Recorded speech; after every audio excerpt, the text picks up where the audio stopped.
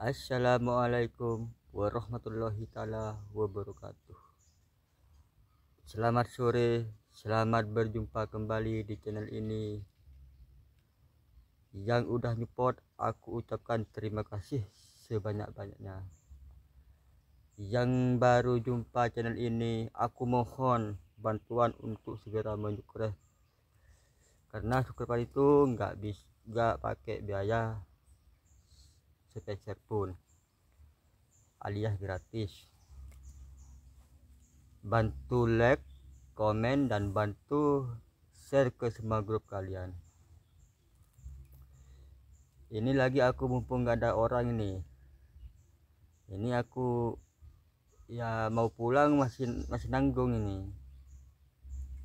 Bukannya masih nanggung, mau pulang tuh kayak kesasar gitu.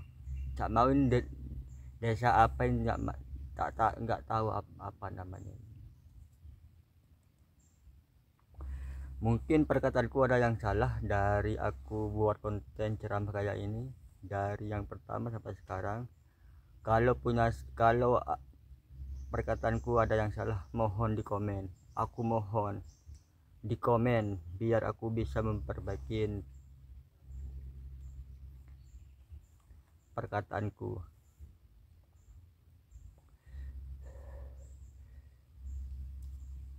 Ini ya, aku mau menyampaikan kepada semua saudara-saudaraku, antara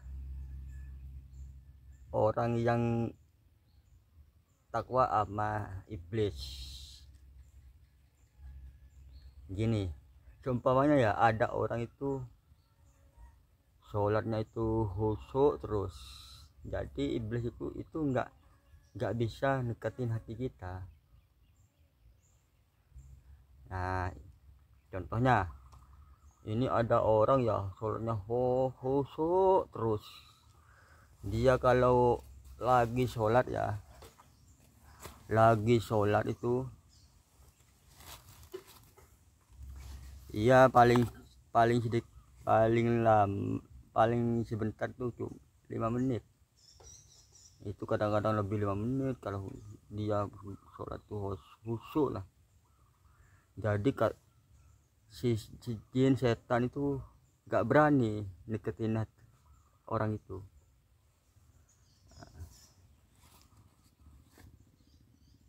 Terus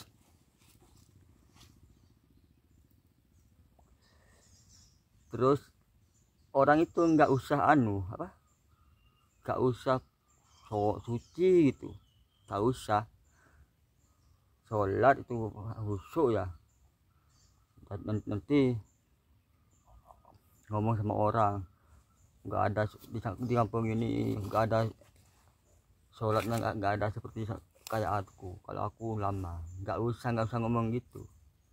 Yang tahu cuman kita sama Allah, orang lain pun nggak boleh tahu soal kita sholatnya khusyuk, perbuatan kita baik. Nggak usah dikasih tahu sama orang. Terus itu setan ya ngomong gini, paling ngomong gini setan itu, emang iblis itu, orang ini kalau sholat khusyuk, jadi aku nggak berani mau deketin dia, apalagi mau masuk ke hati dia, nggak berani katanya iblis. Itu kalau ada orang ya sholatnya khusyuk, perbuatan baik, terus mau bikin nyampein sama orang yang baik-baik, itu paling utama musuhnya iblis sama setan. Karena setan sama iblis itu paling benci ya orangnya sholatnya khusyuk, terus perlakuan baik, terus menyampaikan masalah perbaikan sama orang-orang, itu paling utama musuh iblis. Jadi mari kita jaga sholat kita supaya khusyuk, perbuatan kita supaya baik, dan jauhilah perbuatan kita yang buruk, agar setan sama iblis itu nggak bisa ngerayu kita. Kalau kita udah sholatnya nggak baik, perlakuan itu buruk tiap harinya, nah itu Setan tuh paling seneng orang kayak itu. Contohnya sholat udah nggak sholat, ngomong orang kesana sini, nipu orang, terus ngerampok, mencuri kerjaannya itu. Nah itulah yang bikin setan sama iblis itu seneng sama orang itu. Dan apa itu, bagi saudara-saudaraku yang belum sholatnya belum mapan lah, usahakanlah sholat itu diperbaikin, walaupun nggak diperbaikin sedikit apa semuanya diperbaikin sedikit demi sedikit. Insya Allah sholat kita itu bisa khusyuk, bisa setan itu nggak bisa masuk ke hati kita. Insya Allah kalau sholat itu udah khusyuk, udah baik, udah kayak apa itu, insya Allah itu kita bisa ngerjakan perintah Allah dan ngejauhin larangan Allah.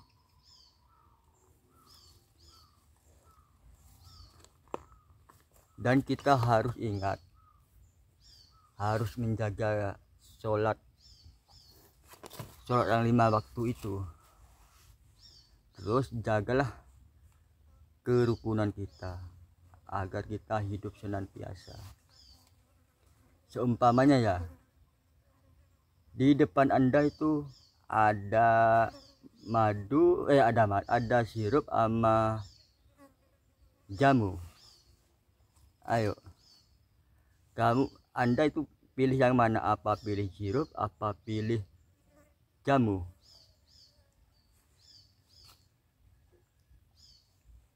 Ya kalau orang itu punya pemikiran panjang ya pasti milih jamu. Nah, kalau jamu itu kan pahit. Iya, kayak itu. Kalau orang punya pemikiran yang panjang itu pasti milih jamu. Nah, contohnya ini, kalau perbuatan yang menuju ke jalan Allah, yang menuju perjalanan yang diridhoi Allah ini, sholat pahit, terus puasa pahit, bersekat pahit, ya cari ilmu pahit, buat nyantain orang kayak aku nih ya, buat saudara-saudaraku bisa sadar itu pahit. Pahitnya gimana? Sholat ya, kalau mau sholat itu pasti ada yang ngegoda kita ya kalau ngegoda bukan orang tapi setan sama iblis. Hati kita dibalik-balik gitu supaya kita udah takbir gini. Nanti kita sholat terus hati kita itu melayang, ada pikiran apa gitu. Jadilah kalau sebelum sholat itu kerjain apa yang mau dikerjakan sampai selesai. Nah, terus kalau bisa usahakan ini sholatlah berjemaah dimanapun Anda berada. Kalau dekat sama masjid silahkan sholat berjemaah di masjid. Kalau di rumah silahkan sholat berjemaah sama keluarganya. Dan aku ingatin ya, ini kalau bisa usahakan, bukan kalau bisa usahakan waktu sholat Anda lah. Kalau waktu sholat ya Allahu Akbar gitu, terus usahakan di hati kita ini detik-detiknya itu ya ngomong Allah gitu. Tapi cuman di hati kita yang ngomong Allah, detik-detiknya itu Allah gitu. Tapi di mulut kita baca surat pertama ya kebirong, yang kedua Al-Fatihah, yang kedua ya surat apa gitu. Pokoknya diusahakan di hati kita ini, usahakan ngomong Allah Allah gitu. Nah, kalau udah bisa itu ya, waktu kita sholat udah bisa di hati kita ini dikta-diktiknya udah bisa ngomong Allah, insya Allah sholatnya itu pasti khusyuk. Sebab kalau udah bisa ngomong Allah Allah di hati ini, pikiran itu nggak bakal kemana-mana. Cuma yang kita bayangin di hadapan kita ini adanya Allah waktu sholat. Tapi usahakan jangankan di waktu sholat aja ya, mau setiap detik itu, walaupun kita nggak sholat, nggak waktu sholatnya, setiap detik itu usahakan di hati kita ini usahakan diktiknya itu ngomong Allah.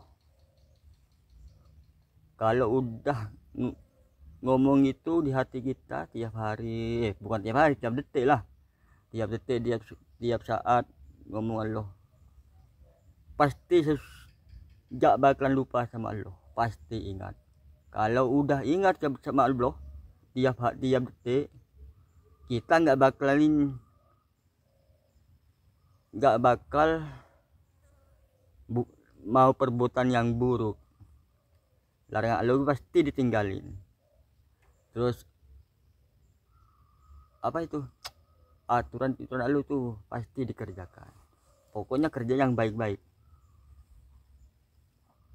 Jadi kalau kayak itu, kalau udah di hatinya udah bisa ngomong tiap detik, ngomong Allah gitu, nah itu ya setan sama iblis sama apapun, kakeknya setan, mbahnya setan, anak setan, buyutnya iblis, pokoknya segala setan lah yang mau menggoda kita, itu nggak bakalan bisa. Soalnya hati kita tiap detik itu udah ngomong Allah gitu. Jadi setan itu sungkan yang mau masuk ke hati kita.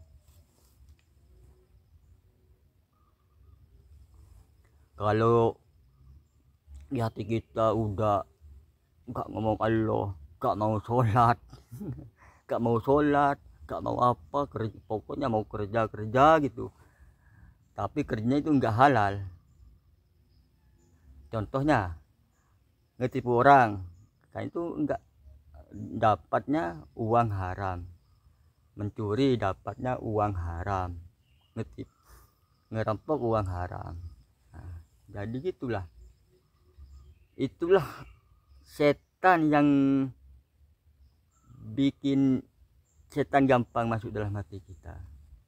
Kalau udah perlakuan nggak baik, tiap hari nyuri, nggak mau sholat, nah itulah setan itu lebih gampang masuk ke hati kita. Tapi sekali lagi, kalau bisa usahakan, kalau bisa terus ini, usahakan di hati kita itu tiap detik, tiap saat ngomong Allah gitu, tapi di dalam hati, bukan di mulut. Nanti kalau di mulut didengar orang, kalau di hati kan nggak kedengeran. Allah yang tahu kita sama Allah. Orang lain nggak bakalan tahu kalau kita ngomong di hati itu, nggak bakalan tahu. Yang tahu kita sama Allah. Jadilah jaga hati kita dari perbuatan setan, dari perbuatan buruk, rayuan setan. Jagalah supaya hati kita ini nggak gampang masukin setan, dapat dirayu setan.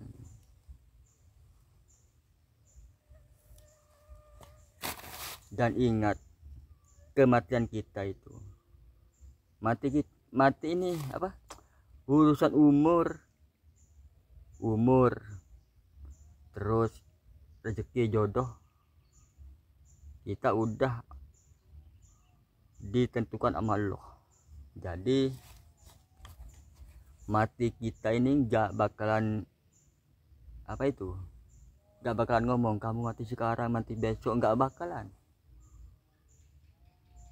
Kalau udah waktunya mati, kita waktu apa, cuma waktu sholat mati ya. Kalau udah waktunya mati ya matilah, nggak bisa ditunda lagi. Kalau udah waktunya mati ya mati. Kita waktu apa, waktu kerja di mana, kerja di lautan, kalau udah waktunya itu enggak enggak mandang bulu, walaupun presiden, polisi, tentara, kepala desa, bupati, kalau udah waktunya mati ya pasti mati. Enggak bakalan nolak, enggak bakalan ditolak. Kalau sang pencipta udah memanggil kita ini nggak bakalan bisa menolak. Harus kita dikuburkan. Nggak bakalan bisa nolak kematian seseorang ini, nggak bakalan bisa. Nabi Muhammad pun mati, apalagi kita ini. Nabi Muhammad mati. Tapi kalau Nabi Muhammad tuh yang mau cabut nyawa pamit dulu, apa udah siap mati apa ini. Tapi Nabi Muhammad tuh ngomong sama malaikat itu, yang malaikat si pencabut nyawa itu, bagilah sama aku semua sakitnya umatku itu.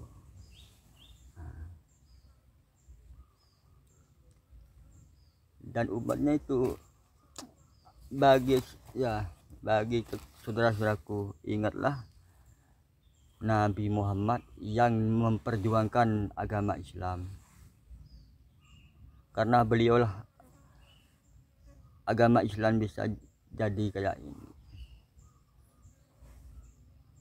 Dan kalau bisa di hati kita ini usahakan bacalah sholawat ya, sholawat itu baca Allahumma sholli ala Muhammad, bisa. Insya Allah kalau udah ngusahin hati itu bisa baca sholawat, bisa mengucapkan Allah di dalam hati itu, insya Allah kita selamat dari dunia sampai akhirat, jadi penghuni surga insya Allah kalau bisa. Dan ini aku udah malam ya, jadi kalau perkataanku ada yang salah mohon dimaafin dan di komen agar aku bisa memperbaiki perkataanku, yang kalau buat konten nggak bisa ngomong seenaknya kan. Kalau di komen nanti siapa tahu aku bisa memperbaiki perkataanku kalau buat konten tuh.